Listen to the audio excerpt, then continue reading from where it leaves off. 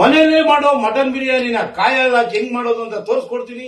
ಕಲ್ತ್ಕೋತಾ ಇರ್ಬೇಕು, ರುಚಿಯಾಗಿ ಮಾಡ್ಕೋತಾ ಇರ್ಬೇಕು. ಪಟ್ಟದ ಕುಕ್ಕರ್ ಇಡೋಣ, ಎಣ್ಣೆ ಬಿಡೋಣ, ತುಪ್ಪ ಹಾಕೋಣ, ಚೆನ್ನಾಗಿ ಆಡ್ಸೋಣ.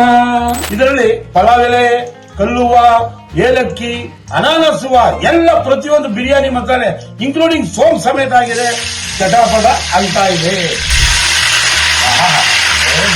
ಈರುಳ್ಳಿಯನ್ನು ಇಟ್ಟು ಪುದೀನನ್ನು ಬಿಟ್ಟು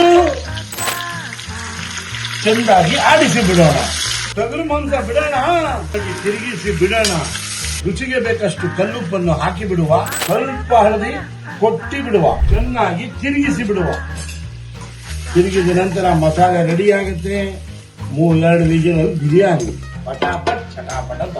ಕಲ್ಲುಪ್ಪನ್ನು ಇಟ್ಟು ಅರ್ಶನವನ್ನು ಬಿಟ್ಟು ತಿರುಗಿಸಿ ಕೊಟ್ಟರೆ ಆ ಬಿರಿಯಾನಿ ಮಸಾಲೆಗೆ ಎಣ್ಣೆಗೆ ಮೆಣಸಿನ್ಕಾಯಿ ಬಿಟ್ಟು 4 ಗುಂಟೂರು ಮೆಣಸಿನ್ಕಾಯಿ ಕೊಟ್ಟು ಸ್ವಲ್ಪ ಧನಿಯಾ ಹಾಕೋದು, ಈರುಳ್ಳಿ ಬಿಡೋದು, 4 ಲವಂಗ ಹಾಕ್ತಾ ಇದೀನಿ, 3 ಚಕ್ಕೆ ಕೊಡ್ತಾ ಇದೀನಿ. ರುಚಿಯಾಗಿ ಅನ್ನಿ, ಖುಷಿಯಾಗಿ ತಿನ್ನಿ.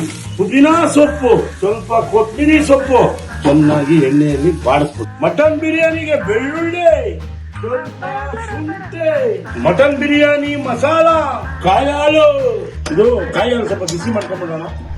ಅಕ್ಕಿ ಎಷ್ಟಿದೆಯೋ ಅದರಷ್ಟು 1.5 ನೀರನ್ನು ಅಳ್ಕೊಂಡಿದೀವಿ. 1ಕ್ಕೆ 1.5. ಯಾವುದೇ ಬಿರಿಯಾನಿ ಮಾಡಲಿ 1ಕ್ಕೆ 1.5. ಕುಕ್ಕರ್ಗಾದ್ರೆ 1.25 ಹಾಕ್ಬೋದು. ಇದು ಬೇರೆ ತರ ಕುಕ್ಕರ್, ಅದರಿಂದ 1.5 ಹಾಕಿದ್ವಿ. ನೋಡಿ, ಈಗ ಕಾಯಾಲು ಬಿಸಿ ಆಗಿದೆ. ಬಿರಿಯಾನಿಗೆ ಬಗ್ಗಿಸ್ಬಿಡೋದೆ. 1ಕ್ಕೆ 1.5 ಹಾಲನ್ನು ಇದಕ್ಕೆ ಹಾಕ್ತಾ ಇದ್ದೀನಿ. ನಿಂಬೆ ರಸ, ಈಗ 1 kg ಅಕ್ಕಿ ಇದಕ್ಕೆ ಬಿಡ್ತಾ ಇದ್ದೀನಿ. 3 ಸಲ ತೊಳ್ಕೊಂಡಿದ್ದೀನಿ. ಜೀರಾ ಸಾಂಬಾರ್ ಅಕ್ಕಿ ಹಾಕೋಣ. ಕುಕ್ಕರ್ ಮುಚ್ಚೋಣ, ಲಾಕ್ ಮಾಡೇ ಬಿಡೋಣ.